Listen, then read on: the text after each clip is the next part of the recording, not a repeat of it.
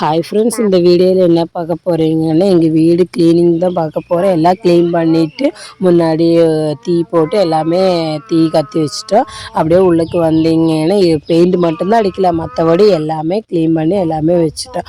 ஏன்னா ஒவ்வொரு ரூமாக க்ளீன் பண்ணுறதுக்கு போதும் ஆகி போயிடுச்சு.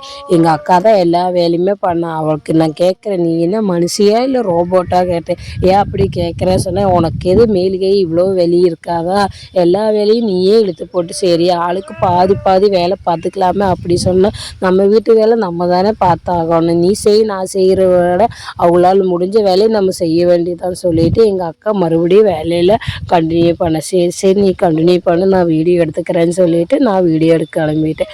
ஏன்னா என்னால் முடிஞ்சது இந்த வீடியோ ஒன்று எடுக்கிறது தான். ஏன்னா அதிக வேலை பார்த்தோன்னா என்னால் அவ்வளோக்கு வேலை பார்க்க முடியாது. சரின்ட்டு சாமி ரூமு முதல்ல எல்லாமே க்ளீன் பண்ணதை எடுத்துக்கிட்டேன். சரின்ட்டு என் பாப்பாவும் கூட வந்துட்டு நானும் வருவேன்ட்டு கூடயே வந்துட்டு நான் அப்புறம் என் தங்கச்சி ரூம் பண்ணேன். அவளே க்ளீன் பண்ணிக்கிறேன்னு சொல்லிவிட்டு அங்கேயும் என் பாப்பா வந்துட்டு நானும் வீடியோவுக்கு ஹாய் சொல்லுவேன்னு சொல்லிட்டு வீடியோவுக்கு ஹாய் சொல்லிகிட்டு இருந்தான்.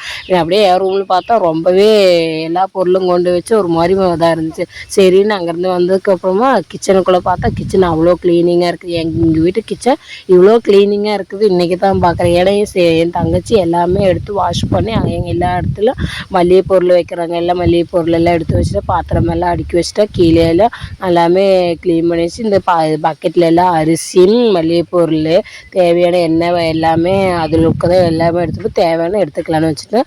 அதை முடிஞ்சிட்டு கிச்சனை க்ளீன் பண்ணி வச்சு கிச்சன் சரி ஃப்ரிட்ஜு மட்டும் கொஞ்சம் அழுக்காக இருக்குதே சொல்லிவிட்டு ஃப்ரிட்ஜையும் க்ளீன் பண்ணிடலான்னு எல்லா பொருளும் எடுத்து ஃப்ரிட்ஜையும் க்ளீன் பண்ணி வச்சு சரி என்னடா நீ க்ளீன் பண்ணு இருக்குதுன்னு இப்போ அடுப்படி சாணி முழுகாமல் இருக்குது சொல்லிச்சு தங்கச்சி.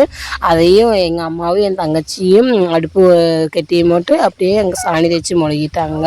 அப்புறம் இன்னி மழை சீசனால் இங்கெல்லாம் வந்துன்னா மழை வந்து தண்ணி வீட்டுக்குள்ளே வரும்னு சொல்லிட்டு அப்பா வந்து ஒரு புதிய டார்பாயை வாங்கிட்டு அப்படியே மேய்ஞ்சி விட்டார். இந்த வீடியோ பிடிச்சிருந்தா சப்போர்ட் பண்ணுங்கள், லைக் பண்ணுங்கள். அடுத்த வீடியோ சந்திக்கலாம். பாய்.